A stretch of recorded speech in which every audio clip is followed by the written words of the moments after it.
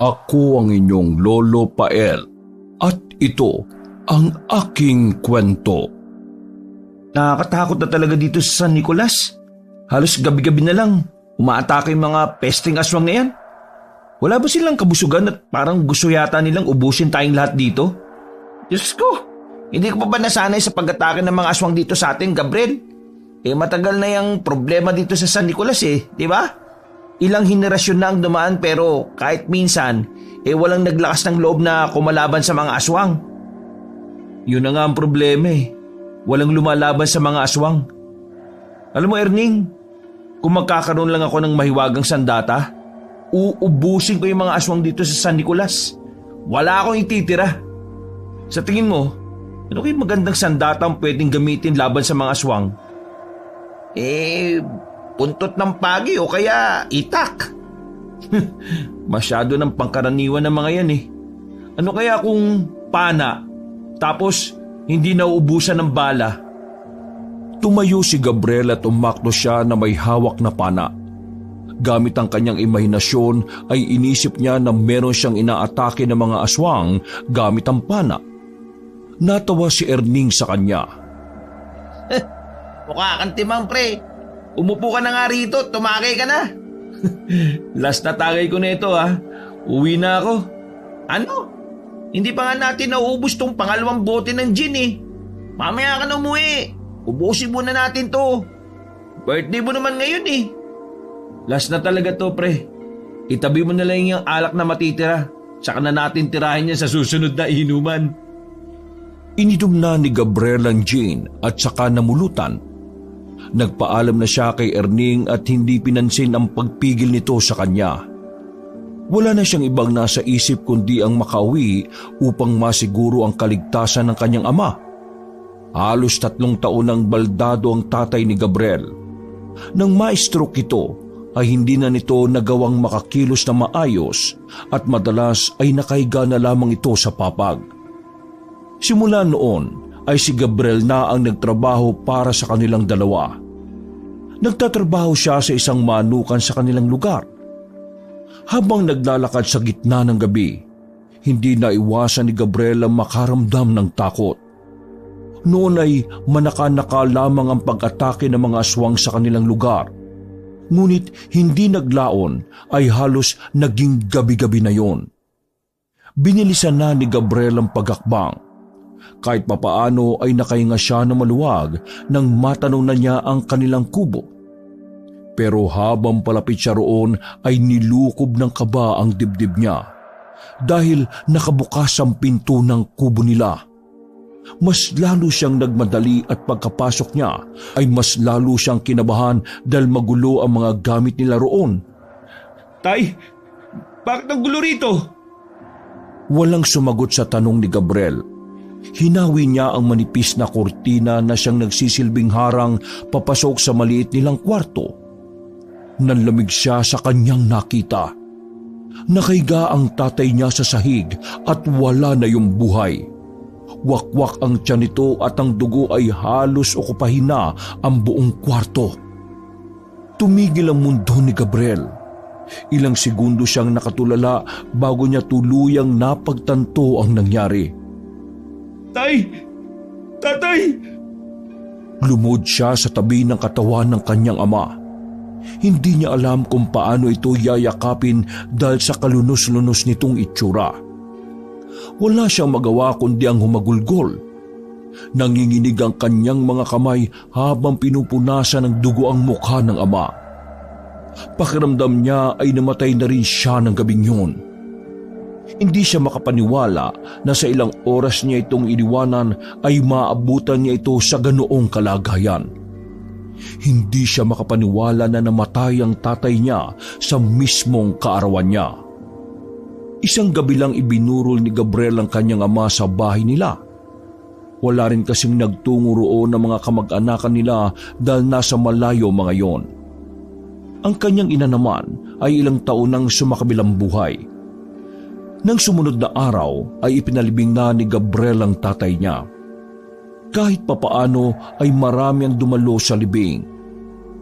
Tahimik ang lahat habang binababa ang kabaong sa hukay. Ang mga hikbi ni Gabriel ang tanging naririnig sa kabuuan ng sementeryo. Matapos ang libing, ay isa-isa nang umalis sa mga tao hanggang sa sina Gabriel at Erning na lang ang naiwan sa labas ng libingan ng tatay ni Gabriel. Hindi na siya umiiyak, ngunit patuloy na nagluluksa ang kanyang puso. Tinapik ni Erning ang balikat ni Gabriel. Gabriel, pre, tara na. Ihatid na kita sa bahay niyo. Mamaya na ako uuwi, Erning. Gusto ko muna makasama si tatay.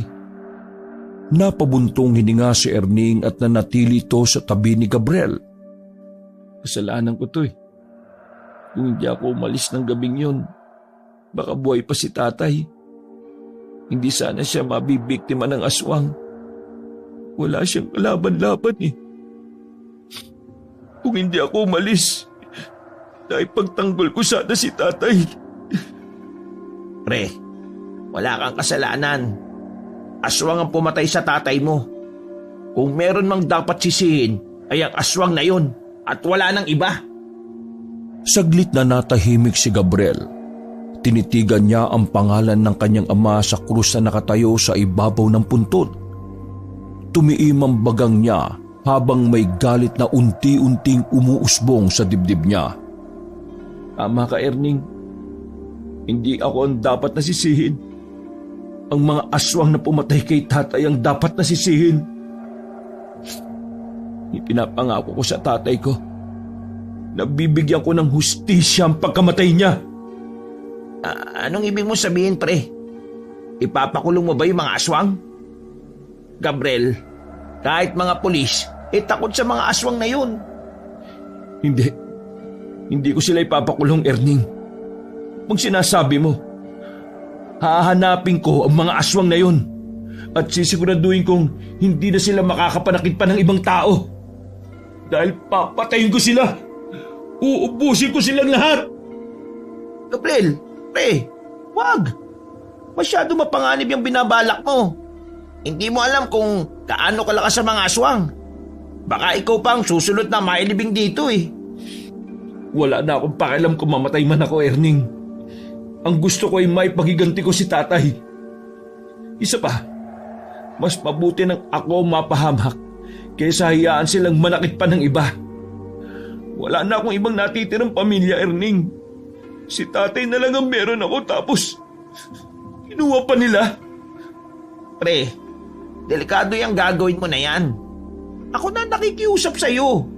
Ipagpasa Diyos mo na lang ang lahat. Nag-aalala ako sa pwedeng mangyari sa iyo, pre. Salamat. Salamat, pre, sa pag-aalala mo. Pero buo na ang pasya ko. Kailangan kong gawin to. Alam kong hindi matatahimik ang kaluluwa ni tatay hanggat hindi ko siya naipaghihiganti. Napailing na lang si Erning at hindi na ito nagsalita pa.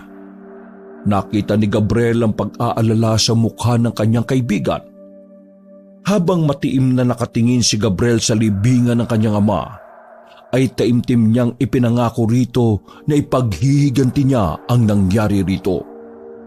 Pinagandaan ni Gabriel ng gusto ang plano niyang paghihiganti.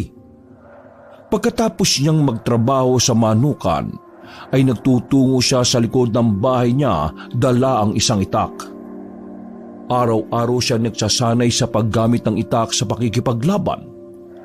Iniisip niya na isang aswang ang puno ng maga sa likod ng bahay niya. Paulit-ulit niya yung tinataga at sinasaksak.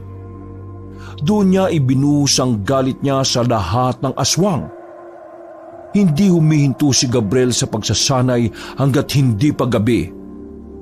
Isang hapon, nasa gitna si Gabriel ng pagsasanay nang biglang dumating si Erning. Dala ang isang bilao ng biko. Natigilan si Erning nang nakita ang ginagawa ni Gabriel. Oh, Erning, nandiyan ka pala. Pinagluto ka ni nanay ng biko eh. Alam niya kasing paborito mo ito. Teka, ano pa ginagawa mo? Bakit mo tinatagay ang puno ng mangga? Baka magtampo yan, hindi na mamunga yan. Ha? Nagsasanay ako, Erning eh. Nagsasanay? Para saan? Para sa mga aswang. Kailangang handa ko kapag dumating ang oras na haharapin ko na sila. Kung ganun, seryoso ka talaga sa sinabi mo noong inilibing ang tatay mo? Akala ko naman nagbibiro ka lang nung sinabi mong gusto mong labanan yung mga aswang na yan eh. Hindi ako nagbibiro, pre. Kinuha nila ang tatay ko. Ang daming buhay na ang sinira nila sa lugar natin. Kung walang maglalakas ng loob na labanan sila, pues, ako ang kikilos. Pero Gabriel, paano mo naman lalabanan ng mga aswang? Malalakas sila, mabangis, at higit sa lahat, mapanlin lang. Mabuti pa pre, huwag mo nang ituloy ang plano mo. Kung ikaw nasa kalagayan ko, hindi mo rin ba gagawin ang ginagawa ko ngayon? Kung ikaw ang nawalan ng tatay dahil sa mga aswang, hindi mo ba gugustuhin na magiganti? Hindi nakasagot si Erning. Napayuko ito at maya-maya ay muling tumingin kay Gabriel. Hindi kita naiintindihan ha. Kaibigan kita, Gabriel. Pero, hindi mo ba naiisip na baka mapahamak ka? Na baka mas lalong lumala ang sitwasyon? Erning, ilang taon na ba tayong nabubuhay sa takot dito sa San Nicolas?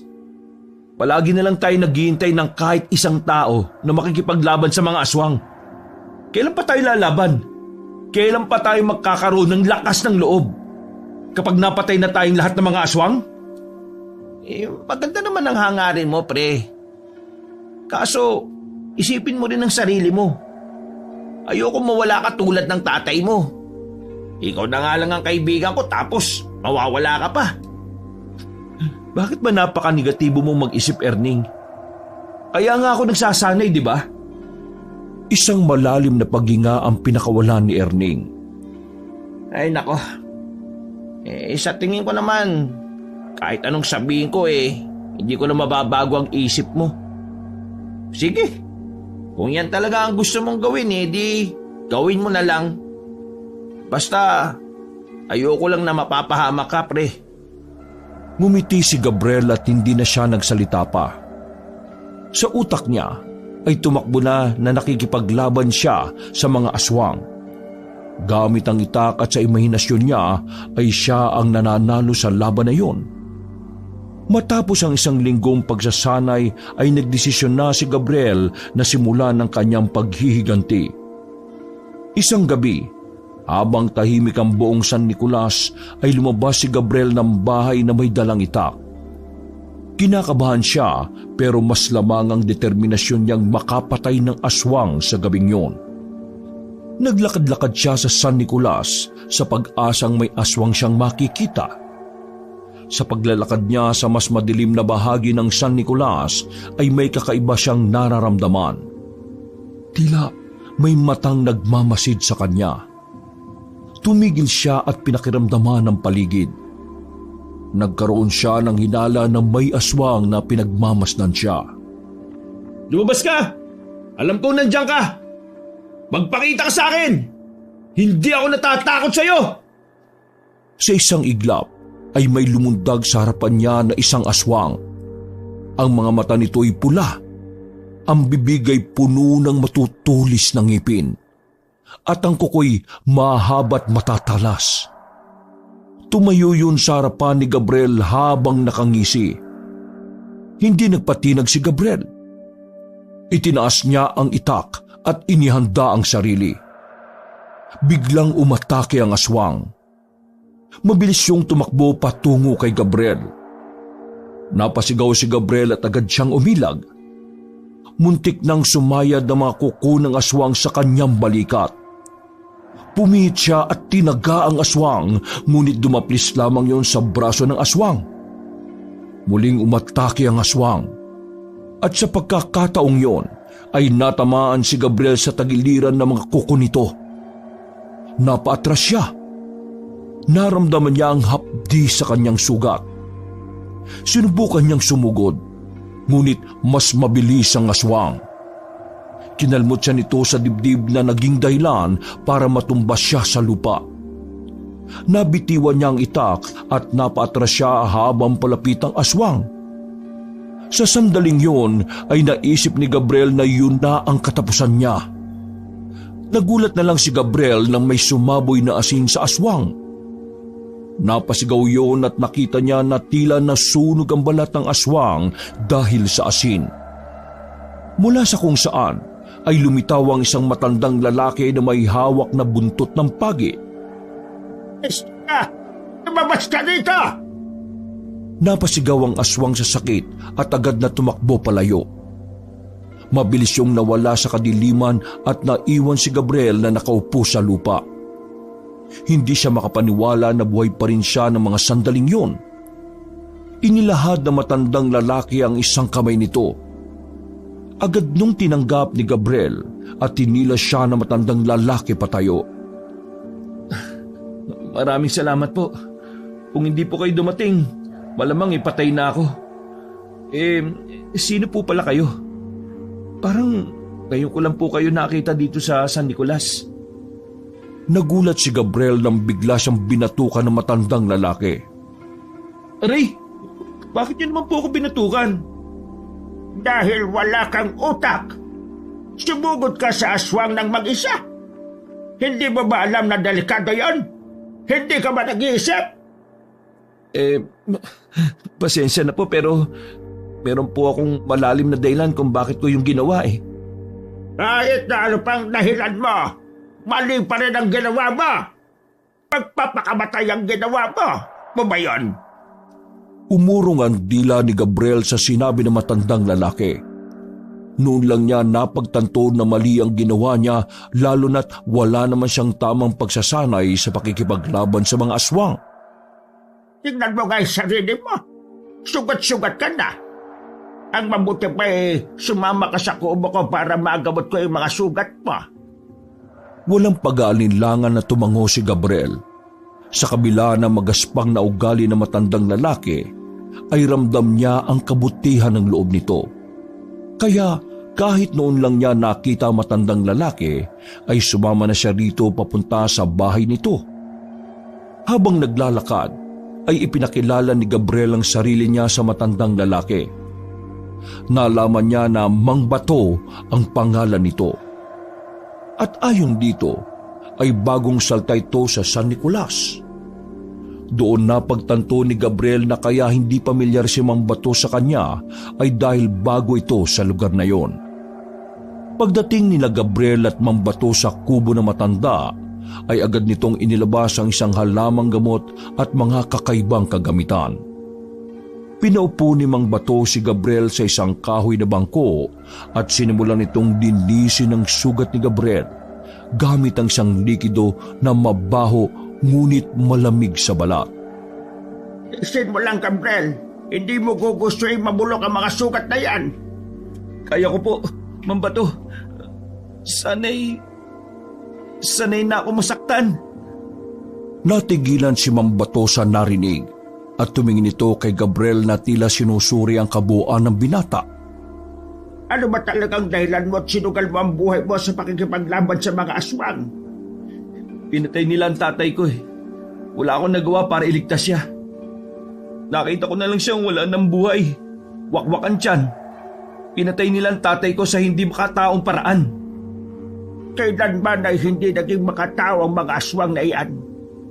Yan ang tatandaan mo. Pailalim silang umatake. Kapag nalaman nilang mahina ka, hindi sila magdadalawang isip na patayin ka. Bakit parang ang dami niyo yatang alam tungkol sa mga aswang? Aswang ba kayo, Mang Bato? Aswang ako. At kaya kita dinala rito sa bahay ko ay dahil dito kita kakainin. Ano ba klaseng tanong yan, Gabriel? Sa tingin mo kung aswang ako ililigtas kita kanina sa aswang na munti ka nang lumapa sa'yo? Nagtatanong lang naman po ako eh. At sana'y nasagot ko na ang tanong mo. Pero balik tayo sa pinag-uusapan natin. Kaya ka ba galit na galit sa mga aswang dahil nais mong ipaghiganti ang kamatayan ng tatay mo? Opo, Mang Bato. Mabuting tao ang tatay ko eh. At hindi siya dapat mamatay sa ganoong paraan. Pero hindi ko lang ito ginagawa para sa pagiganti. Gusto ko rin tulungan ng mga tao dito sa San Nicolas na makalaya sa takot sa mga aswang. Tiningnan ni Mang Bato si Gabriel at bumuntong hininga ito. Gaya ng sinabi ko kanina, isang pagpapatiwaka lang ginawa mo.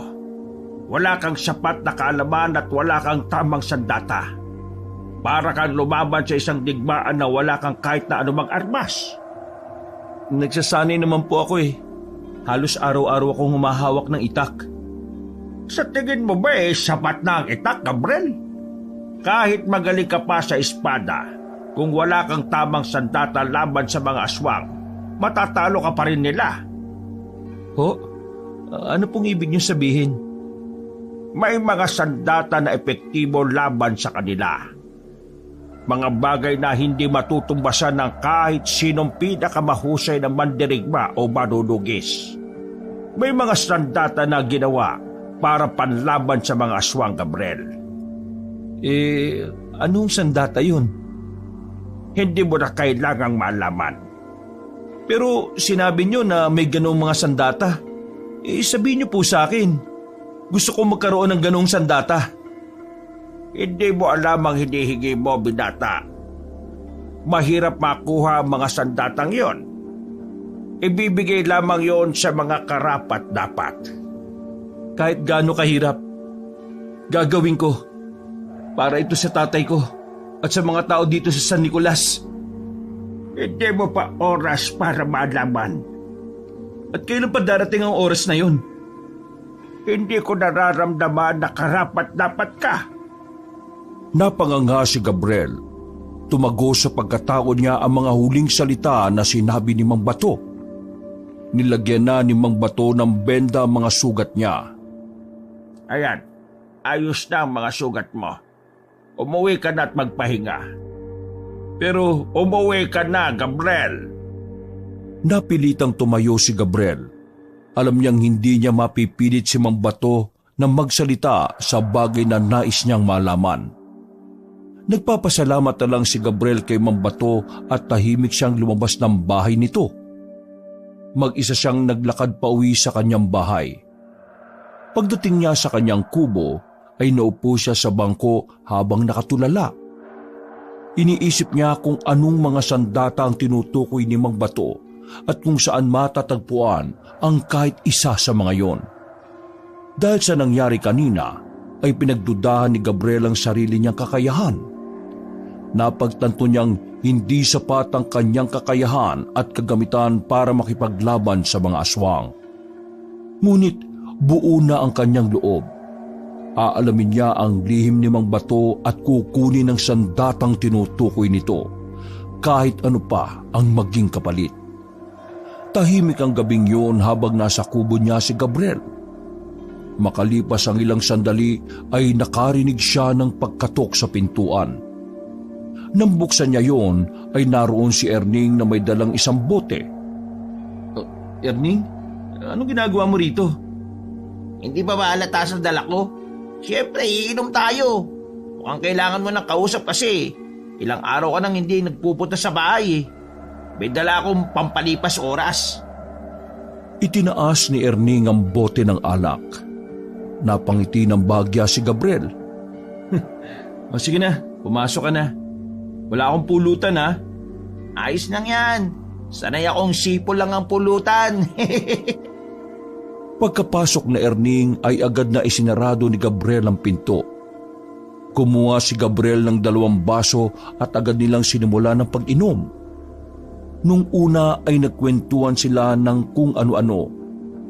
Sa gitna ng inuman nila ay napansin ni Erning ang sugat sa dibdib ni Gabriel na kita sa suot niyang sando. O pre, ano nangyari sa dibdib mo? Bakit may sugat ka dyan? Ha? Wala to. Anong wala? Ang lalim niya no? Napano ka ba? Nakipaglaban ako sa aswang eh. Ano? Sinasabi mo? Aswang? Baka naman panaginip mo lang yon, Gabriel. Hindi ako nagbibiro, Erning. Totoo sinasabi ko. Paano ka magkakasugat ng ganito? Nakipaglaban ako sa aswang nung isang gabi at nasugatan nga niya ako. Muntik pa nga niya ako mapatay eh. Hala ka. Di nga, seryoso ka nga? Kung muti ka nang mapatay, paano ka nakaligtas? May tumulong sa akin.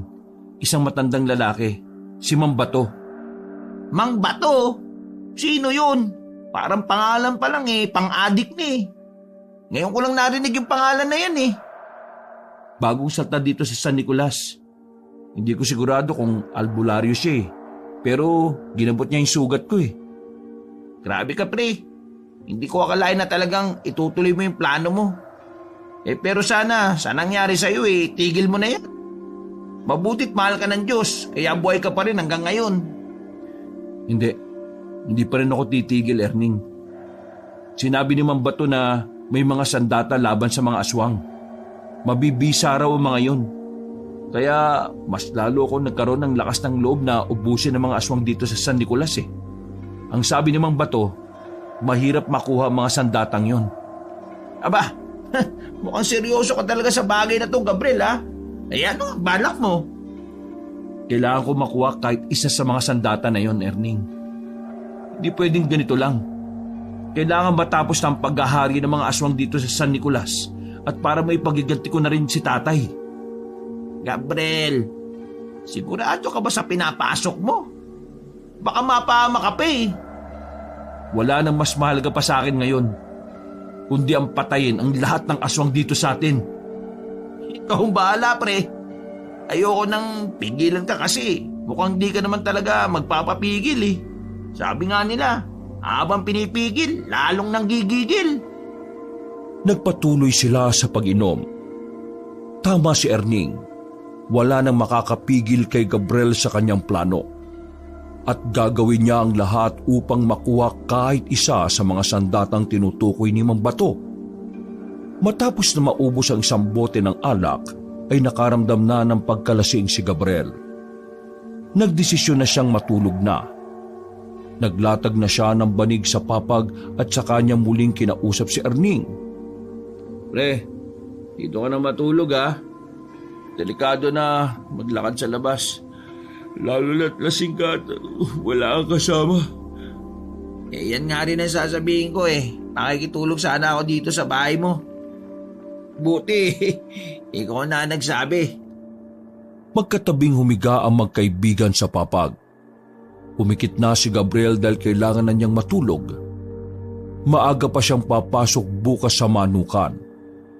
Tahimik ang paligid at tanging huni ng kuliglig at pagaspas ng dahon dahil sa hangin ang bumabasag sa katahimikan. Ngunit makalipas ang ilang minuto, biglang nakarinig si Gabriel ng kaluskos mula sa labas.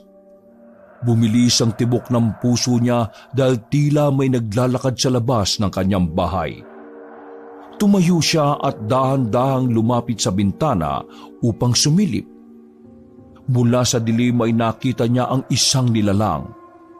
Maputla, payat at may mahahabang kuko. Unang kita pa lang doon ni Gabriel ay alam na niya na isa yung aswang. Agad na kinuha ni Gabriel ang itak na nakasabit sa dingding. Kasunod noon ay ginising niya si Erning. Erning, gising! Pasag trip ka naman, pre. Kakatulog ka lang Gumising ka! May aswang sa labas! Parang hindi pa ng hangin ang antok ni Erning at agad itong bumangon. Baka sa mukha nito ang takot. Aswang? Sigurado ka ba? Oo, nakita ko. Lalabas ako Kailangan kong harapin ang aswang na yun. Uy, ulo ka ba?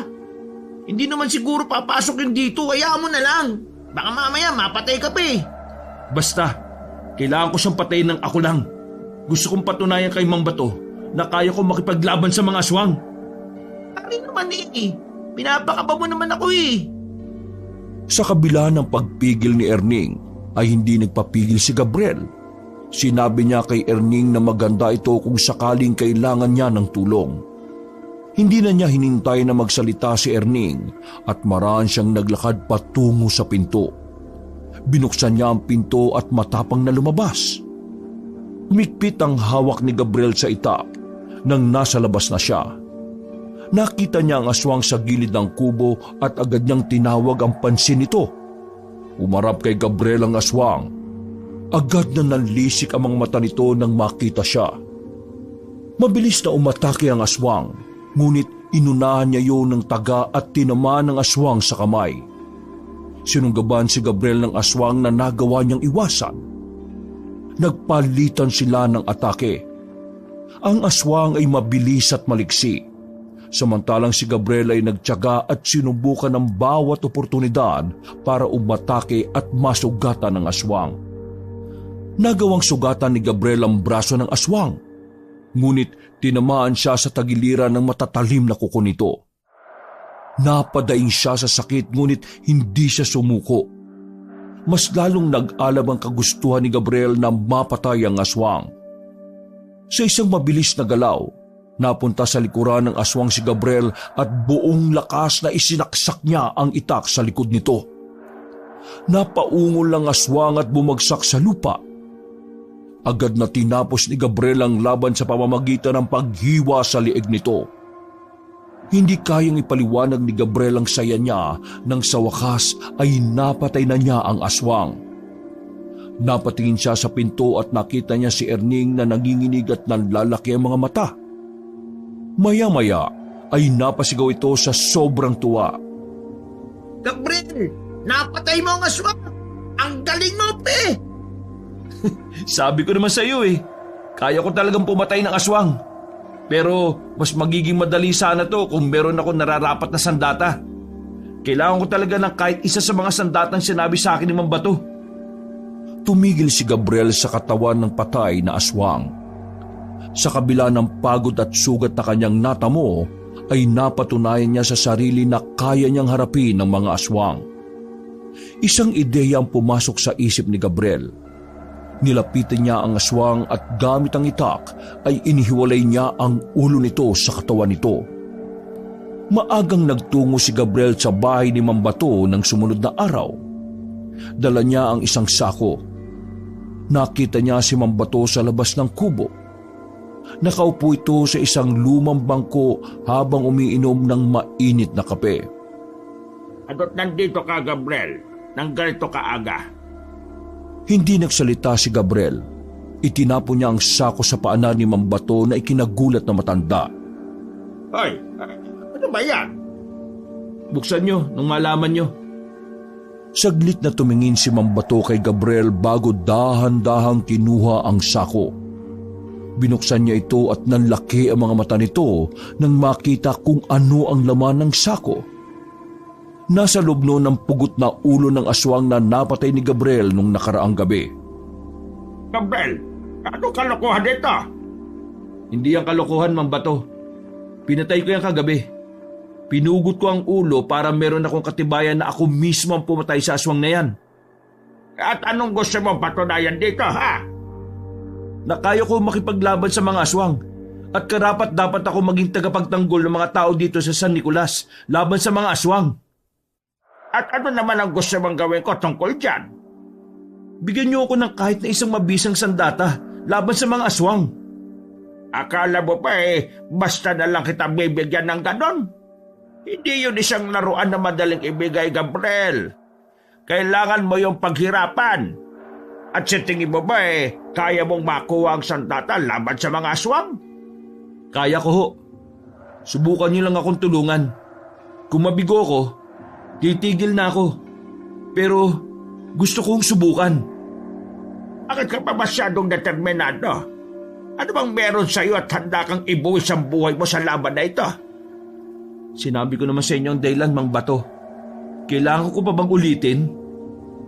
Matiim na tinitigan ni Mang Bato si Gabriel. Maya-maya isang malalim na paghinga ang pinakawalan nito. Nakikita ko na seryoso ka sa iyong layunin, Gabriel. Sige, bukas ng umaga, bumalik ka dito. Ho? Bakit ako babalik dito bukas? Hindi ba gusto mo makakuha ng mabisang sandata laban sa mga aswang? Opo. Pwes, bukas ay bumalik ka rito. Huwag ka na magtanong kasi bukas ay malalaman mo ang kasagutan. Tumayo si Mambato at tinungo ang pintuan ng kanyang kubo. Iniwan si Gabriel na nakatayo at nag-iisip. Hindi man direktang sinabi na matanda, ramdam ni Gabriel na may plano si Mambato para sa kanya. Habang pauwi si Gabriel, ay sumagi sa isipan niya ang posibilidad na makakakuha siya ng sandatang magpapalakas sa kanya at makakatulong sa laban na nais niyang suugin. Nang sumunod na araw ay maaga ulit na nagtungo si Gabriel sa kubo ni Mambato. Ipinagpaliban niya ang trabaho niya sa manukan para lang makausap muli ang matandang lalaki. Kumatok siya sa pinto at maya-maya ay pinagbuksan siya ni Mambato. Pinapasok siya nito sa loob ng bahay. Magharap silang naupo sa sahig na kawayan habang malakas ang kabog ng dibdib ni Gabriel. Pinag-isipan ko ng mabuti ang lahat, Gabriel. Nakita kong maganda ang hangarin mo at pinatunayan mo sa akin na may kakayahan ka talagang makipaglaban sa mga aswang. Maraming salamat po, Mambato. Tutulungan niyo na ba akong makakuha ng sandata? Pero bago ang lahat, kailangan mong maintindihan ang tungkol sa sandatang kukunin natin. Anong sandata po ba yun? Isang makapangyarihang pana. Pana? Saan ho natin yung mahanap?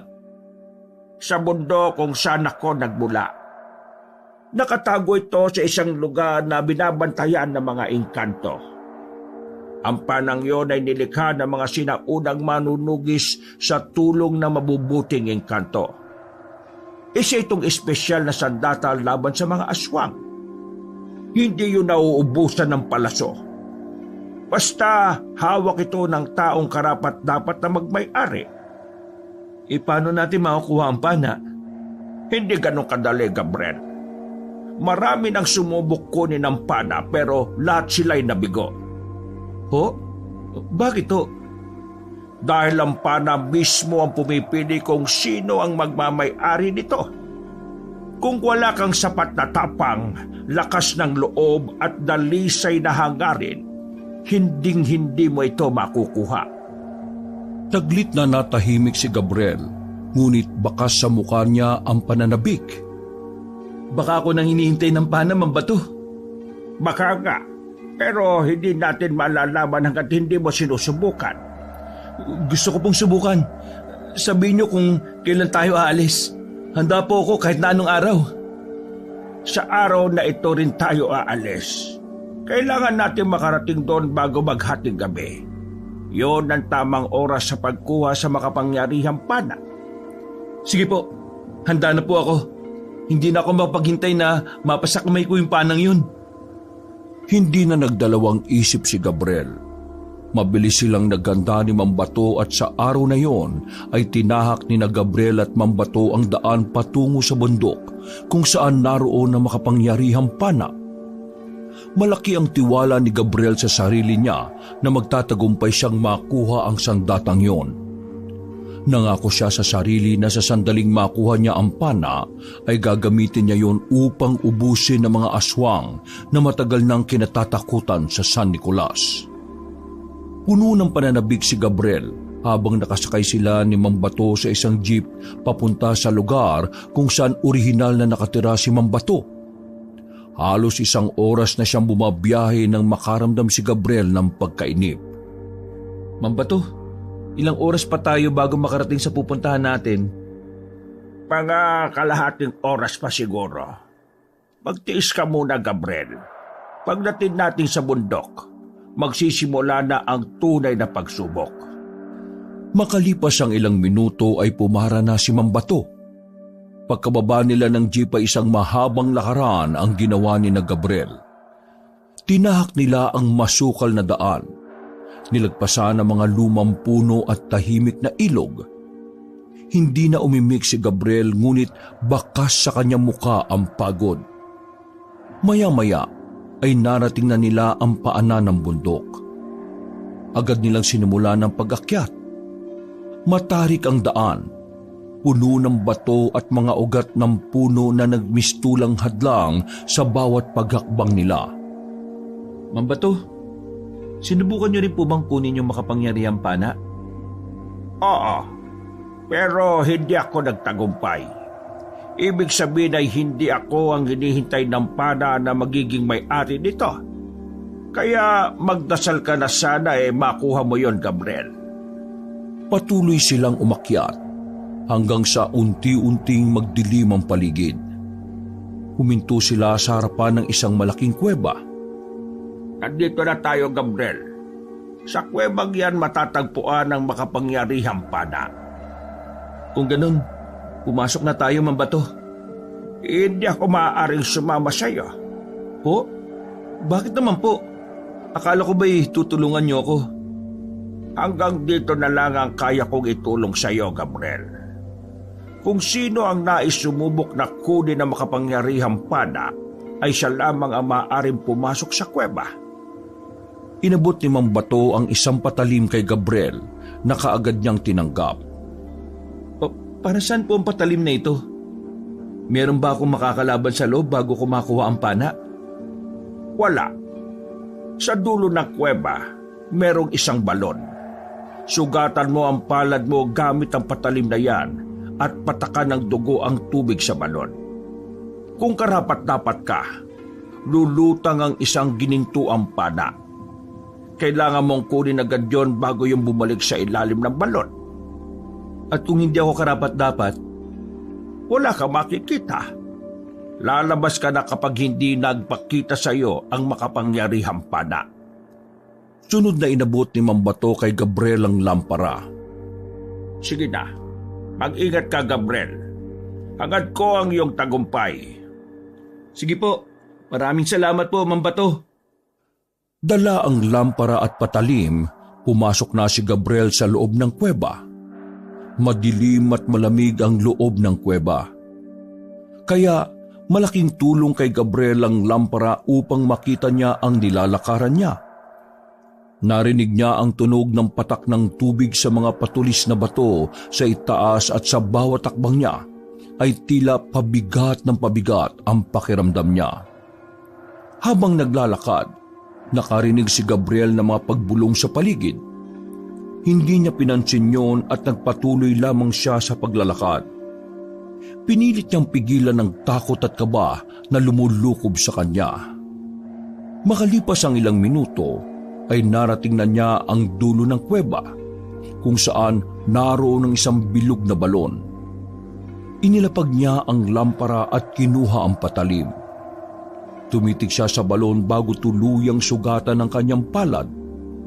Napangiwi siya sa sakit, pero tiniis niya yon. Itinapat niya ang palad niya sa balon at hinayaan niyang pumatak sa tubig na naroon ang kanyang dugo.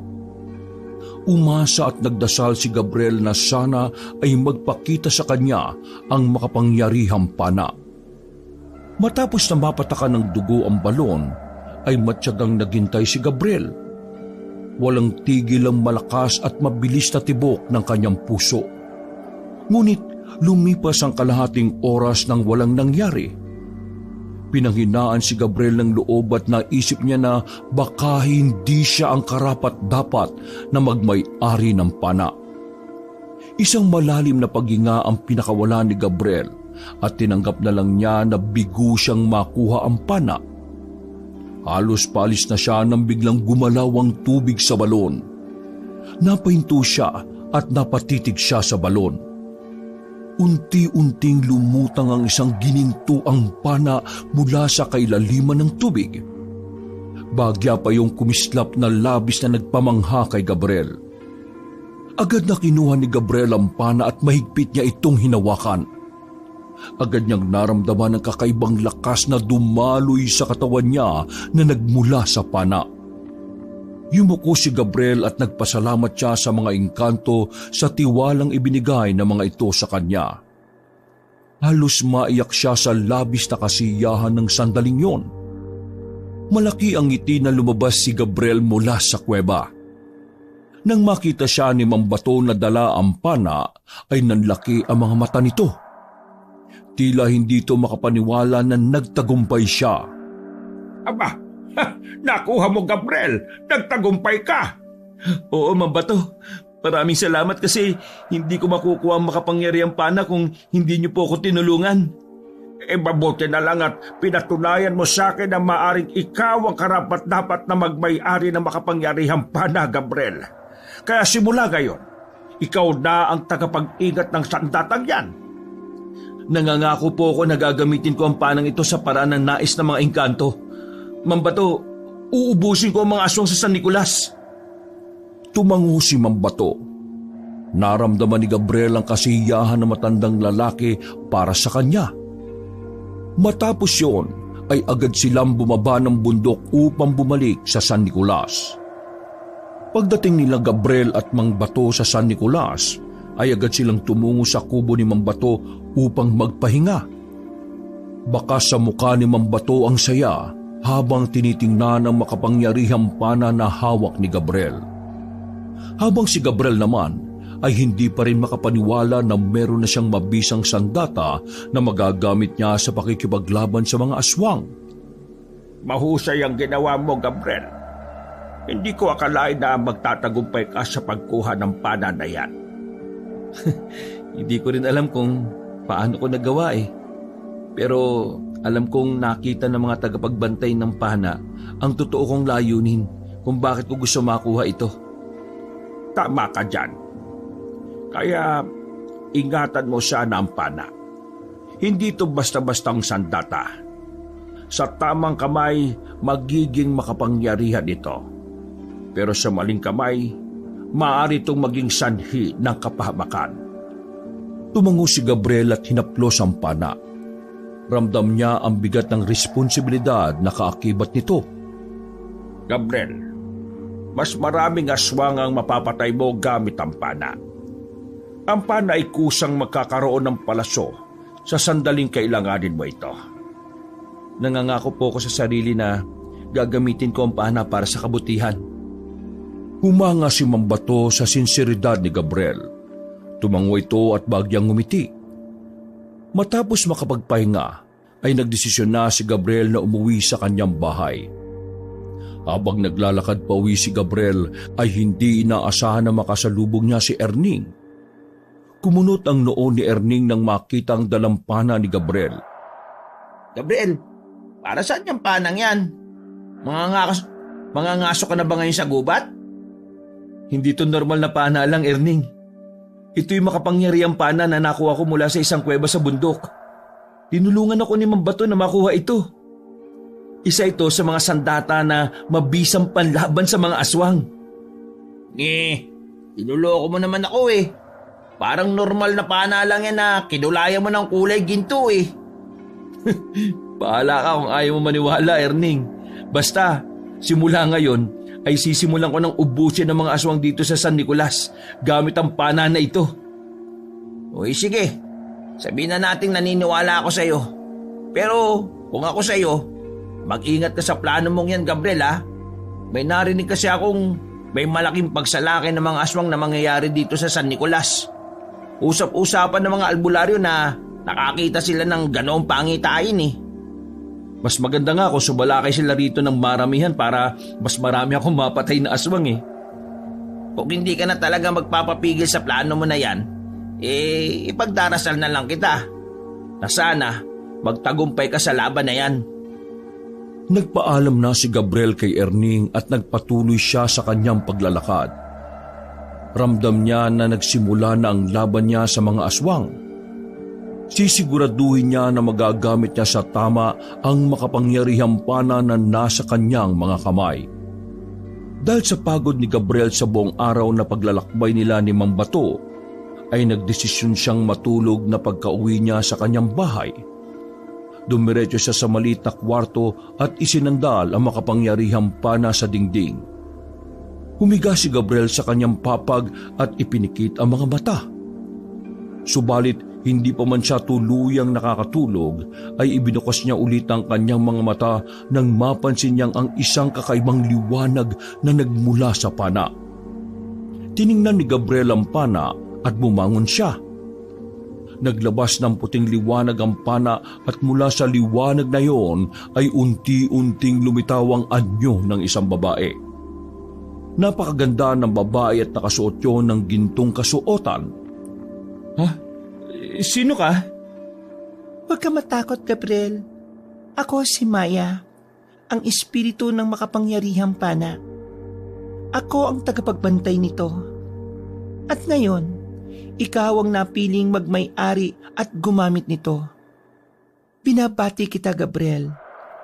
Hindi lahat ay nagiging karapat-dapat na humawak ng ganitong sandata. Bagamat naguguluhan ay napanatag ang loob ni Gabriel sa maamong mukha ni Maya. Naramdaman niya rin na nagsasabi ito ng totoo. Salamat, Maya, pero bakit ka nagpakita sa akin? Ako ang magiging gabay mo sa laban na iyong tatahakin. Ang espiritu ng mga aswang na mapapatay mo ay mapupunta sa pana. Sa dami ng mga aswang na iyong matatalo, lalo pang lalakas ang kapangyarihan nito. Gagawin ko ang lahat para gamitin ang pana sa tama. Ngunit, paano mo ako magagabayan? Makakasama mo ako sa lahat ng laban mo. Walang ibang makakakita sa akin kundi ikaw lamang, Gabriel. Kung may katanungan ka, narito ako para tulungan ka. Salamat sa tiwala mo, Maya. Pangako ko na gagamitin ko ang kapangyarihan ng pana para protektahan ang mga tao. Ngumiti si Maya at unti-unti itong naglaho. Bumalik ito sa pagiging liwanag at muling sumanib sa pana. Nanatiling nakatingin si Gabriel sa pana. Hindi makapaniwala sa nangyari. Ngunit sa kabila ng kanyang pagtataka, ramdam niya na mas magtatagumpay siya sa mga susunod niyang laban dahil merong gagabay sa kanya. Muling umiga si Gabriel na may kapanatagan ng loob na dala ng mahiwagang pana at ng espiritu ni Maya. Sa loob ng ilang gabi ay nagbantay si Gabriel sa mga madidilim na bahagi ng San Nicolas habang dala ang makapangyarihang pana. Hinintay niya ang sinasabi ni Erning na malaking pagsalakay ng mga aswang sa kanilang lugar. Sa kanyang puso, dama niya ang bigat ng misyon ngunit nanatili siyang handa sa kung anuman ang pwedeng mangyari. Isang gabi, habang nakatago si Gabriel sa talahiban ay narinig niya ang sigaw ng mga tao mula sa malayo. Agad siyang tumakbo patungo sa pinanggagalingan ng kaguluhan. Pagdating ni Gabriel sa pinanggalingan ng mga sigaw, ay tumambad sa kanya ang kakilakilabot na tanawin. May mga aswang na pumapasok sa mga bahay at winawasak ang mga pinto at bintana. Sa kalsada, isang tao ang sugatan at takot na takot habang sinusunggaban at inaatake ng mga aswang. Nag-alab sa galit ang puso ni Gabriel. Ako ang harapin niyo, mga halimaw! Napalingon ng ilang aswang kay Gabriel. Agad na kubislap ang makapangyarihang pana na tila ba alam noon na kailangan ito ni Gabriel. Sa isang iglap, isang gintong palaso ang lumitaw sa pana. Itinapat ni Gabriel ang pana sa isang aswang na papanapit sa kanya. Sa isang mabilis na bitaw sa palaso ay tumagos yun sa katawan ng aswang. Nagliyab ang aswang at naging abo. Ano? Sino pa ang gustong mamatay sa inyo? Dalawa pang aswang ang sabay na sumugod kay Gabriel mula sa kaliwa at kanan. Mabilis niyang itinutok ang pana sa aswang sa kaliwa at agad na may lumitaw na panibagong palaso roon. Sunod-sunod niyang pinakawala ng mga palaso at sa isang iglap, pareho nitong tinamaan ng dalawang aswang sa ulo. Ang kanilang mga katawan ay nagliyab at naglaho sa hangin. Sa gitna ng kaguluhan, may isang aswang na pumapasok sa isang bahay at may hawak na batang umiiyak. Mabilis na hinabol ni Gabriel ang aswang. Tumalon siya sa bakod at pumasok sa loob ng bahay. Bitiwan mo ang bata! Huminto ang aswang at tumawa ng nakakaloko. Itinutok niya ang pana sa aswang at kahit hawak nito ang bata ay hindi siya nagdalawang isip na pakawala ng palaso. Bumaon sa noo ng aswang ang palaso na agad nitong ikinamatay. Muling lumabas si Gabriel sa kalsada, kung saan patuloy ang pag-atake ng mga aswang. Isang pulutong na mga aswang ang sabay-sabay na sumugod kay Gabriel at mabilis at walang tigil niyang pinana ang mga yun isa-isa. Hindi magkamayaw ang mga tao sa pagsigaw ng papuri kay Gabriel habang tinatapos niya ang mga aswang. Walang nagtagumpay sa mga aswang na makalapit kay Gabriel hanggang sa tuluyang maubos ang mga yon. Habol ni Gabriel ang kanyang hininga nang matapos ang laban, pero ang mukha niya ay puno ng kasiyahan at tagumpay. Lumapit si Erning sa kanya habang may malaking ngiti sa labi. Gabriel, hindi ko akalain na ganito ka kagaling. Wala ngang duda, ikaw ang bayani ng San Nicolas. Nagsimula ng magtipo ng mga tao paikot kay Gabriel at lahat ay nagpaabot ng pasasalamat sa kanya. Hindi may paliwanag ni Gabriel ang saya na nasa kanyang puso dahil alam niya na sa ginawa niya ay nabigyan niya ang mga tao ng pag-asa na merong pamparaan para tuluyan silang makawala sa takot sa mga aswang. Sa mga lumipas na mga araw ay naging tagapagtanggol si Gabriel ng San Nicolas laban sa mga aswang. Marami ang humanga sa kanya at naging usap-usapan ang pangalan niya. Gabi-gabi siyang nagbabantay at sa bawat pagsalakay ng mga aswang ay matagumpay niyang napapatay ang mga yon. Unti-unti nang naglaho ang takot sa mga tao sa aswang dahil alam nilang naroon si Gabriel upang ipagtanggol sila. Isang hapon, matapos magtrabaho sa manukan, ay naisipan ni Gabriel na magtungo sa bahay ni Mang Bato.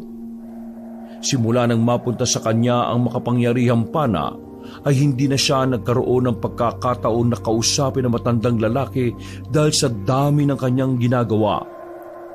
Kumatok si Gabriel sa bahay ni Mang Bato at agad naman siyang pinagbuksan. Ah, Gabriel, napadalaw ka. Dali, pumasok ka. Mang Bato, gusto ko po sana magpasalamat. Kung hindi po dahil sa inyo hindi ko makukuha ang pana. Hindi mo kailangan magpasalamat sa akin, Gabriel. Nakatandaan talaga para sa iyo ang pana. Kahit hindi tayo nagkakilala, gagawa at gagawa ang tadhana ng paraan upang mapunta sa iyo yan. Isa pa, sobra kitang ipinagmamalaki dahil marami ka nang napatay na mga aswang. Maraming salamat, Mang Bato. Pakiramdam ko unti-unti ko nang natutupad ang paghiganti ko para sa tatay ko. Ay, oo nga pala, Mang Bato.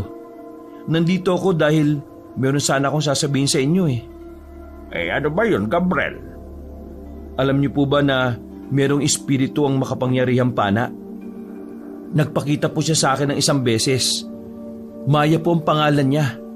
Ang sabi niya sa akin kasama ko siya sa lahat ng magiging laban ko. Sinabi niya rin sa akin na ang espiritu o kaluluwa ng mga aswang na napapatay ko ay napupunta daw sa pana. Kaya mas lalo tong lumalakas. Hindi ko akalain na ang pana ay may espiritu. Marahil ito ang dahilan kung bakit napakalakas nito. Napakapambihira ng ganyang bagay, ha? Kahit po ako, hindi makapaniwala nung una Meron pa bang ibang sinabi sa iyo si Maya? Wala na po. Yun lang po, Mang Bato. Maya-maya ay napansin ni Gabriel ang biglang pagtahimik ni Mang Bato na parang napakalalim ng iniisip nito. Ayos lang po ba kayo, Mang Bato? Bigla po kayong tumahimik. Iniisip ko lang ang sinabi ng kaibigan kong albularyo sa akin. Bumisita kasi ako sa bahay niya nung nakaraang araw. Ano pong sinabi niya sa inyo? Ang sabi niya ay may posibilidad na mabuhay ang bangkilan na si Salka. Ano po ang bangkilan at sino po si Salka? Ang bangkilan ay isang babaeng pinuno ng mga aswang. Magaganda sila pero hindi ka dapat magpalinlang sa gandang taglay nila. Noon, siya ang dahilan ng malaking salot sa maraming bayan. Kabilang ang San Nicolas. Ang kanyang kapangyarihan ay higit pa sa mga karaniwang aswang. Pinagtulungan siya ng mga albularyo at manunugis na patayin maraming taon na ang nakakalipas. ibinilanggo nila ang kanyang kaluluwa sa isang libingan. Ngunit ngayon, ang kanyang mga alagad ay gumagawa ng paraan upang siya ay muling buhayin. At kapag nabuhay si Salka, baka yun na ang katapusan, hindi lamang ng San Nicolas kundi pati na rin ang ibang lugar. May paraan po ba para mapigilan natin ang pagkabuhay ni Salka? Mukhang malaking gulo ang mangyayari kapag nabuhay siya mang bato. Kailangan mag-alay ng isang makapangyarihang sandata laban sa mga aswang na ginawa ng mga engkanto. Yun lamang ang paraan upang muli siyang manatiling nakalibing magpakailanman. Pwede ko po bang ialay ang pana? Oo naman, Gabriel. Pero tatandaan mo, kapag ginawa mo yon, mawawala na sa iyo ang pana. Natigilan si Gabriel. Alam niya na hindi pa oras para mawala sa kanya ang makapangyarihang pana dahil patuloy pa rin ang pag-atake ng mga aswang sa San Nicolas. Ngunit alam niya rin na tumatakbo ang oras at baka dumating ang sandali na wala na silang magawa dahil buhay ng muli si Salka. Pag-iisipan ko po ang bagay na yan, Mambato. Ang akala ko kasi hindi mawawala sa akin ang pana kung sakaling iaalay ko ito Walang problema. Pag-isipan mo ng mabuti ang magiging desisyon mo, Gabriel. Pero tandaan mo na nauubos na ang oras natin. Hindi rin natin alam kung magagawa bang talunin ng pana si Salka kung sakaling mabuhay ito muli. Tumango na lamang si Gabriel dahil hindi pa niya alam kung ano ang kanyang isasagot. Sa pag-alis niya sa bahay ni Mambato, dama niya ang bigat ng hamon na kanyang haharapin. Ngunit isang bagay ang sigurado, handa siyang ialay ang lahat para sa bayan ng San Nicolas. Kinagabihan, habang nakahiga si Gabriel sa kanyang banig, ay katabi niya ang makapangyarihang pana. Iniisip niya ang mga susunod niyang laban, lalo na ang babala ni Mambato tungkol sa muling pagkabuhay ni Salka. Sa kabila ng pagod na katawan, ay gising na gising pa rin siya sa dami ng kanyang iniisip. Maya-maya ay tumayo si Gabriel at isinandal ang pana sa dingding. Nagulat siya nang biglang nagliwanag ang pana at nagpakita na naman sa kanya si Maya. Merong itong matipid ng ngiti habang nakatingin sa kanya. Maya? Nais kitang purihin, Gabriel. Ang tapang na ipinapakita mo ay kahanga-hanga. Napakaraming buhay ang nailigtas mo dahil sa iyong lakas ng loob at malasakit sa mga tao. Salamat, Maya, pero hindi ko magagawang lahat ng ito kung wala ang makapangyarihang pana. Ang pana ay isa lamang kasangkapan, Gabriel. Ang totoong lakas ay nasa iyong puso. Tandaan mo na malaking parte ka kung bakit unti-unti nang nauubos sa mga aswang sa lugar ninyo. Tumahimik si Gabriel sa sinabi ni Maya hanggang sa naisipan niyang sabihin ng tungkol sa naging huling pag-uusap nila ni Mambato. Maya, may naisaan akong sabihin sa iyo Ano yun, Gabriel? May sinabi sa akin si Mambato tungkol sa bangkilan na si Salka. Ang sabi niya, may posibilidad na mabuhay muli si Salka at kapag nangyari yun manganganib ang buong San Nicolas dahil sa isang malakas at malupit na aswang si Salka. At para daw mapigilan ang pagkabuhay ni Salka, kailangang ialay ang pana sa kanyang libingan. Yun nga lang, kapag ginawa ko yun, mawawalan ang pana. Nagbago ang ekspresyon ni Maya. Mula sa pagiging kalmado ay tila naguluhan ito. Salka? Hindi ko alam ang tungkol sa kanya. Ang pangalan ng bangkilan na yan ay ngayon ko lamang narinig. Ngunit Gabriel, isang bagay ang sigurado. Kung ano ang nasa puso mo, yon ang sundin mo. Hindi ko pa kayang pakawalan ng pana, Maya. Patuloy pa rin ang pag-atake ng mga aswang Paano kung hindi ko na sila malabanan kung wala na ang pana? Gabriel, hindi ko sasabihin sa iyo kung ano ang dapat mong gawin. Pero isipin mo ito. Kung ang pagkawala ng pana ang magiging daan upang maisalba ang buhay ng mas nakakarami, baka yun ang nararapat mong gawin. Sa uli, ikaw pa rin ang magpapasya sa kapalaran ng mahiwagang pana dahil ikaw na ang nagmamay-ari nito. Hindi ko alam, Maya. Hindi ko alam kung kaya ko mawala sa akin ang pana. Natatakot ako na baka magkamali ako ng desisyon eh. Walang maling desisyon, Gabriel. Ngunit tandaan mo, ang isang bayani ay hindi lamang nasusukat sa kanyang lakas, kundi sa kanyang kakayahang magsakripisyo para sa kapakanan ng mas nakakarami. Muling nagliwanag si Maya at unti-unti itong bumalik sa loob ng pana. Naiwan si Gabriel na nakatayo habang nakatulala at patuloy na nag-iisip. Tumitig siya sa mahiwagang pana at paulit-ulit niyang tinatanong ang sarili kung oras na ba para pakawalan niya ito. Sa gabing yun ay hindi nakatulog si Gabriel dahil sa pagdadalawang isip niya kung ano ba ang dapat niyang gawin. Ilang araw na pinag-isipan ni Gabriel kung ano ang magiging desisyon niya. Bago siya matulog ay hindi siya mapakali sa kanyang higaan dahil sa pag-iisip. Hanggang sa dumating ang araw na nakapagdesisyon na si Gabriel. Hindi na siya nagsayang pa ng oras at agad siyang nagtungo sa bahay ni Mambato. Nang makarating siya sa bahay ni Mambato, ay nakita niya na nagbibilad dito ng mga isda. Gabriel, napakaaga mo naman yatang bumisita. Bakit? May problema ba? Mambato, nakapagdesisyon na po ako. Tumigil si Mambato sa ginagawa at tumingin ng diretso kay Gabriel. At ano naman ang desisyon mo? Iaalay ko makapangyarihang pana sa libingan ni Salka.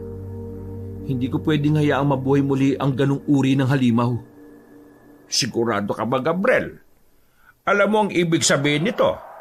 Mawawala na sa iyo ang makapangyarihang pana. Opo, alam ko po yun, Mambato. Sigurado na po ako. Kung yun ang paraan upang mailigtas ang San Nicolas at ang iba pang lugar ay gagawin ko yun. Paano naman ang laban mo sa mga aswang kapag wala na sa iyo ang pana? Lalaban pa rin po ako.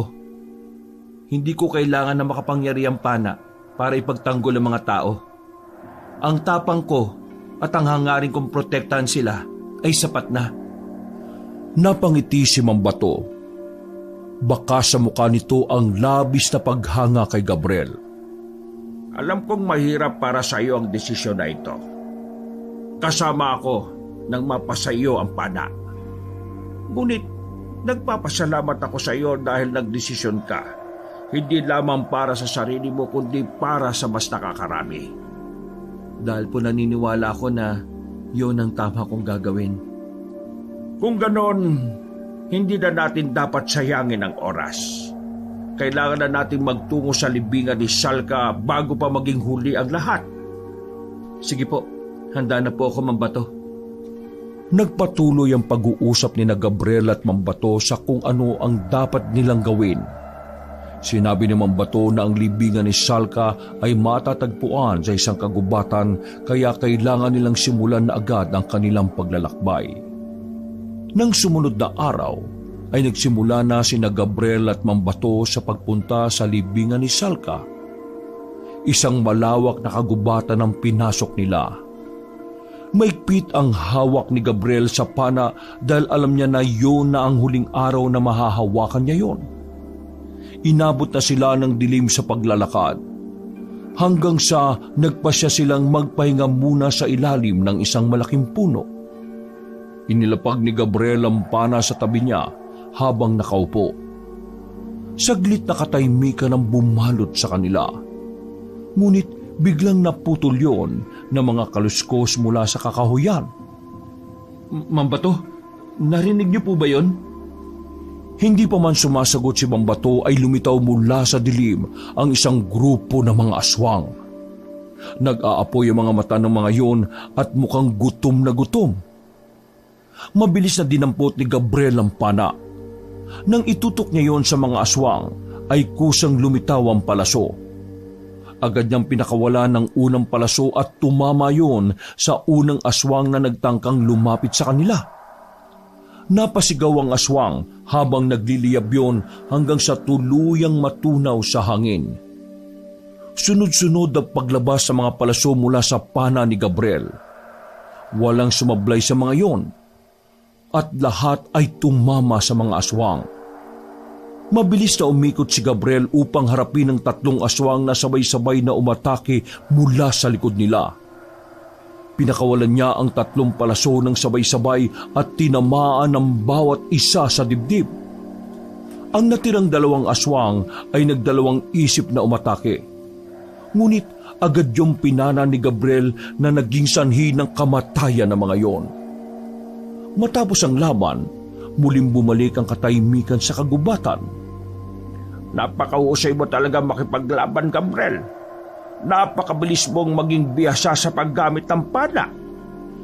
Nararamdaman ko po kasi ang paggabay ni Maya sa akin. Malaking bagay na merong espiritu ang makapangyarihang pana dahil ramdam ko na hindi ako nag-iisa sa pakikipaglaban. Talagang ikaw ang karapat-dapat na magmay-ari na makapangyarihang pana, Gabriel. Ang mabuti pa ipagpatuloy na natin ang ating paglalakad. Malapit na rin naman tayo sa libingan ni Salka. Sige po, Mang Bato. Saka baka may sumugod na namang mga aswang sa atin habang nagpapahinga tayo eh. Hindi na nagawang makapagpahinga si Gabriel dahil muli nilang ipinagpatuloy ang paglalakbay. Makalipas ang halos 1 oras ay may natanaw si Gabriel na isang malaking puno ng balete. Sinabi naman Bato na sa ilalim ng puno na yon ay nakalibing si Salka. Pagod na pagod si Gabriel at Mang Bato nang marating nila ang kinaroroonan ng libingan ni Salka. Sa harap nila ay nakatayo ang isang napakalaking puno ng balete. Ang mga ugat nito ay tila buhay na gumapang sa lupa. Huminto si Gabriel at napatitig sa puno. Bumigay ang dibdib niya. Nandito na tayo, Gabriel. Sa wakas, narating na natin ang libingan ni Salka. Handa na po ako. Pero ano po ang gagawin ko? Paano ko iaalay kay Salka makapangyarihang pana? Kailangan mong ilagay ang makapangyarihang pana sa paanan ng puno. Tapos, kailangan mong sambitin ng isang orasyon upang magkaroon ng bisa ang pag-aalay mo ng pana. Inabot ni Mang Bato ang isang papel na nakarolyo kay Gabriel. Narito ang orasyon. Basahin mo lang yan ng 1 beses. Mang Bato, kinakabahan po ako eh. Baka pwedeng kayo na lang ang gumawa nito. Baka kasi magkamali pa ako eh. Gabriel, ikaw lang ang may kakayahan na gawin ang bagay na yan. Ikaw ang may-ari ng pana kaya ikaw ang dapat na gumawa ng pag-aalay. Kaya mo ito, Gabriel. Malaki ang tiwala ko sa iyo. Tumango si Gabriel sabay hinga ng malalim. Pilit niyang inaalis ang kaba sa dibdib niya. Humakbang siya palapit sa puno ng balete. Inilapag niya ang makapangyarihang pana sa paanan ng puno ng balete. Tumingin siya kay Mang Bato bago niya sinimulang basahin ang orasyon na nakasulat sa papel. Matapos bigkasin ni Gabriel ang huling salita na nasa papel ay nagtaka siya nang biglang umuga ang lupa. Ang mga ugat ng balete ay gumalaw at tila nagising. Ang makapangyarihang pana ay nagsimulang lumiwanag ng sobrang tindi hanggang sa unti-unti yung nilamon ng lupa. Ha? Ano nangyayari? Mang Bato? Biglang lumakas ang pagyanig. Ang puno ng balete ay nabiyak sa gitna. At mula sa gitna nun ay lumabas ang isang babaeng aswang. Mahaba ang buhok nito at meron itong malalaking pakpak na tila pakpak ng paniki. Mahaba at matutuli sa mga kuko nito. Ang mata ng babae tila bola na nag-apoy at nagliliyab. Ha! Sa wakas, natapos na rin ang aking matagal na pagpapahinga. Napatras si Gabriel. Binalot ng takot ang buo niyang katawan, lalo na mapagtanto niya kung sino ang babaeng aswang na nasa kanyang harapan. Salka? Ako nga, si Salka, ang pinakamalakas na bangkilan. Habang nakatitig sa Gabriel kay Salka ay hindi niya maiwasang magtanong sa sarili kung bakit imbis na manatili ito sa libingan ay bigla itong nabuhay. May pagtatakang lumingon siya kay Mambato. Mambato, ano nangyari? Bakit nabuhay si Salka? May nagawa ba akong mali? Hindi agad sumagot si Mambato. Nakita ni Gabriel sa mukha ng matandang lalaki ang kakaibang kasiyahan. Wala kang ginawang mali, Gabriel. Ang totoo, ginawa mo lahat ng tama. Pero bakit nabuhay si Salka? Anong ibig sabihin nito? Lumapit si Mambato kay Gabriel at unti-unting nagbabago ang anyo nito. Sa isang iglap ay naging aswang si Mambato na labis na ikinagimbal ni Gabriel. Oras na para malaman mo ang katotohanan, Gabriel. Nagkamali ka ng pinagkatiwalaan dahil isa ako sa mga alagad ni Salka na nagnanais na muli siyang buhayin. Ang makapangyarihang pana, yun lamang ang tanging sandata na may kakayahang magbigay buhay kay Salka. At ikaw, Gabriel, ang ginamit kong kasangkapan upang makuha ito. Kailangan kita dahil walang sino mang aswang ang kayang hawakan ng makapangyarihang pana. Walang yaka. Nilinlang mo ako. Dahil sadyang madaling linlangin ang isang tulad mo, Gabriel. Ang kabutihan ng iyong puso ang naging dahilan ng lahat ng ito. Isa kang uto-uto! Napalingon si Gabriel kay Salka. Nanlaki ang mga mata niya nang unti-unting bumuka ang mga pakpak nito. Ang mga kuko nito ay kumikislap sa liwanag ng buwan. Matagal akong natulog. At ngayon ay gutom na gutom ako sa sariwang dugo ng tao. Reyna Salka, narito ang una mong pagkain sa muli mong pagkabuhay. Ang binatang nasa iyong harapan. Siya ang magiging pagkain ninyo ngayong gabi, aking Reyna. Nang marinig yun ni Gabriel, ay hindi na siya nag-alinlangan at tumakbo ng mabilis palayo. Wala siyang ibang nais kundi ang makaligtas kina Mambato at Salka. Habang tumatakbo siya sa kakahuyan ay dinig niya ang malalakas na yabag na nakasunod sa kanya. Hanggang sa nakakita siya ng isang kuweba sa gitna ng gubat. Agad siyang pumasok at nagkubli roon. Ang dilim sa loob ng kuweba ay nagbigay sa kanya ng panandaliang kaligtasan. Paano ko nalinlang ng ganito? Paano ko haharapin si Salka nang wala akong kahit na anong sandata?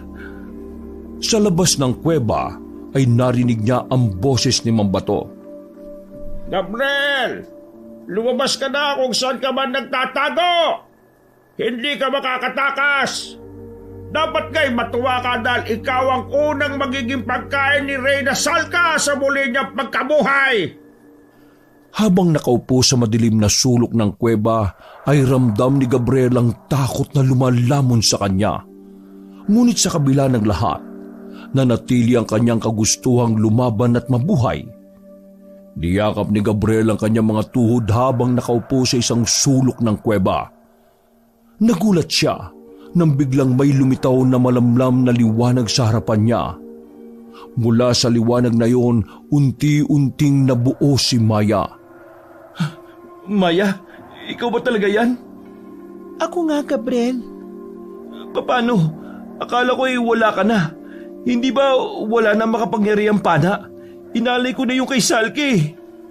Gabriel, hindi ang pana ang binabantayan ko, kundi ikaw, dahil ikaw ang nagmamay-ari ng pana.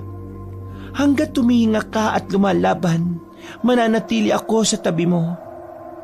Napuno ng lungkot ang mga mata ni Gabriel at napayuko siya dahil sa labis na kahihiyan kay Maya. Maya, patawarin mo ako Naloko ako ni Mambato Ginamit niya ako. Nawala makapangyarihang pana ng dahil sa kapabayaan ko. Wala na tayong magagawa sa nangyari, Gabriel. Ang mahalaga ngayon ay ang mga susunod mong hakbang. At naniniwala kung kaya mo pang itama ang lahat. Pero paano ko magagawa yun? Wala na ang pana. Paano ko tatalunin si Salka? May isa pang paraan, Gabriel. Kaya kong maging panibagong makapangyarihang pana para sa'yo. Ano? Kaya mong gawin yon? Oo, Gabriel. Pero anong magiging kapalit? Kapag ginawa ko yon, ay hindi na ako magkakaroon ng kakayahang bumalik sa orihinal kong anyo. Magiging sandata ako magpakailanman at mawawala na ang pagkatao ko. Hindi ko kayang tanggapin ang kapalit na yon, Maya. Hindi ko kayang hayaan na isakripisyo mo ang sarili mo para magkaroon ulit ako ng panibagong sandata. Gabriel, ang tungkulin ko ay protektahan ka at lumaban sa kasamaan. Kung ito ang tanging paraan para magawa ko yon, ay handa kong isakripisyo ang aking sarili. Pero sana sa pagkakataong ito, ingatan mo na ang mahiwagang pana. Bago pa makasagot si Gabriel, ay unti-unting binalot ng liwanag si Maya. Ang katawan ni Maya ay naglaw sa liwanag na yon, at muli kay Maya ay nabuo ang isang bagong mahiwagang pana. Naramdaman ni Gabriel na mas makapangyarihan yon kumpara sa pana na inalay niya kay Salka. Hinawakan ni Gabriel ang pana at naramdaman niya ang mainit na enerhiyang nagmumula roon. Naluha siya sa bigat ng sakripisyong ginawa ni Maya. Hindi ko sasayangin ang sakripisyo mo, Maya. Nangangako ko. Tumayo si Gabriel. Puno siya ng bagong lakas at determinasyon. Lumabas siya ng kuweba habang hawak ang bagong mahiwagang pana. Sa labas ng kuweba ay agad na nakita ni Gabriel si Mambato na nasa anyong aswang pa rin. Nang makita siya ni Mambato, ay isang malaking ngisi ang pinakawalan nito. Agad na nawala ang ngisi ni Mambato nang makita nito ang hawak ni Gabriel na makapangyarihang pana. Paano nasa iyo ulit ang makapangyarihang pana? Inaasahan ko na magugulat ka, Mambato. Ngayon, meron na ulit akong sandata. Sisiguraduhin kong hindi ka na makakapanlinlang pa ng kahit na sino. Papatayin kita at ang reyna mo. Itinutok ni Gabriel ang pana kay Mambato at agad yung nagkaroon ng palaso. Bago pa makapagtago si Mambato ay pinakawalan na ni Gabriel ang palaso na nagliliwanag sa dilim. Tumama yon sa puso ni Mambato at agad nito yung ikinamatay. Bumagsak si Mambato at nagliyab ito hanggang sa maging abo. Kasunod noon ay biglang dumating si Salka mula sa madilim na bahagi ng gubat. Naamoy ko ang masarap mong dugo. Nagugutom na ako. Sa tingin mo ba ipapayag ako maging pagkain mo? Papatayin kita, Salka! Hindi mo ako kilala. Kung meron mang mamamatay sa ating dalawa, ay ikaw yan! Mabilis na sumugod si Salka kay Gabriel. Sasakmalin sana siya ng matutulis nitong kuko pero mabilis na nakailag si Gabriel. Gumulong siya sa lupa upang mabilis na makalayo kay Salka. Itinutok ni Gabriel ang pana kay Salka at nang magkaroon niyo ng palaso ay agad niyang pinana ang bangkilan pero naiwasan din niyo ni Salka. Lumipad ito at halos yumuko ang mga puno sa lakas ng hangin na nilikha ng pagpagaspas ng mga pakpak nito. Nagkaroon na matinding labanan sa pagitan ni Gabriel at Salka. Walang tigil na inatake ni Salka si Gabriel gamit ang mga kuko nito. Naging mabilis si Gabriel sa pag-iwas at kung saan-saan na tumatama ang pag-atake ng bangkilan. Nang magkaroon si Gabriel ng pagkakataon na makalayo kay Salka ay sa kanya ito pinaulanan ng palaso. Ngunit lahat ng yon ay matagumpay na naiwasan ni Salka. Lumipad si Salka at saka ito mabilis na sumugod kay Gabriel habang nakaumang ang matutulis nitong kuko.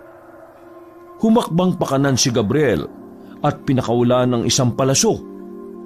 Tumama yon sa balikat ni Salka na naging dahilan upang bumagsak ito sa lupa. Ngunit Bago pa makalapit si Gabriel kay Salka upang atakihin ito, ay biglang naghilom ang sugat nito. Bumangon si Salka na mas mabagsik kesa dati. Akala mo ba basta mo na lang ako matatalo? Isa akong bangkilan. Hindi mo alam kung gaano ko kalakas. Napatras si Gabriel at nag-isip siya ng bagong diskarte. Biglang lumipad si Salka patungo kay Gabriel. Imbis na umiwas ay hinayaan ni Gabriel na masakal siya ng bangkilan. Napatras si Gabriel habang sakal siya ni Salka hanggang sa mapasandal siya sa isang puno. Bakit hindi ka lumabas? Tanggap mo na ba ang kamatayan mo? Isang nakakalokong ngisi ang pinakawalan ni Gabriel. Maigpit niyang hinawakan ng pana at gamit ang lahat ng lakas ay isinaksak niya ang mismong pana sa dibdib ni Salka. Sa lakas ng pagkakasaksak niya ay tumagos sa likod ni Salka ang dulo ng pana. Nanlaki ang mga mata ni Salka sa hindi inaasahang atake ni Gabriel. Nagpakawala ito ng isang mahaba at matinis na tili. Hanggang sa nagliyab ang buong katawan nito. Hinugot ni Gabriel ang paa sa katawan ng bangkilan at malakas itong sinipa palayo sa kanya. Bago pa man bumagsak sa lupa si Salka ay naging abo na ito. Hindi makapaniwala si Gabriel na nagtagumpay siya sa pakikipaglaban kay Salka. Alam niya na hindi niya yun magagawa kung hindi dahil sa pagsasakripisyo ni Maya. Tumingin sa langit si Gabriel at sa kanyang isipan ay nagpasalamat siya kay Maya. Sa wakas ay naibalik niya sa kamatayan si Salka at ang kadilimang banta nito ay naglaho na rin. Matapos ang nangyari sa gubat ay bumalik na si Gabriel sa San Nicolas. Nagpatuloy siya sa pagbabantay sa San Nicolas sa posibleng pag-atake ng mga aswang. Tuluyan na niyang natanggap ang pagkamatay ng kanyang tatay at ang naging dahilan na niya sa pagkikipaglaban sa mga aswang ay upang manatiling ligtas ang mga tao sa San Nicolas. Sa bawat laban ni Gabriel sa mga aswang ay palagi niyang nararamdaman ang gabay ni Maya. Ipinagpatuloy ni Gabriel ang dahilan kung bakit siya ang pinili ng makapangyarihang pana. Si Gabriel ay naging simbolo ng pag-asa sa gitna ng kadiliman. Wakas!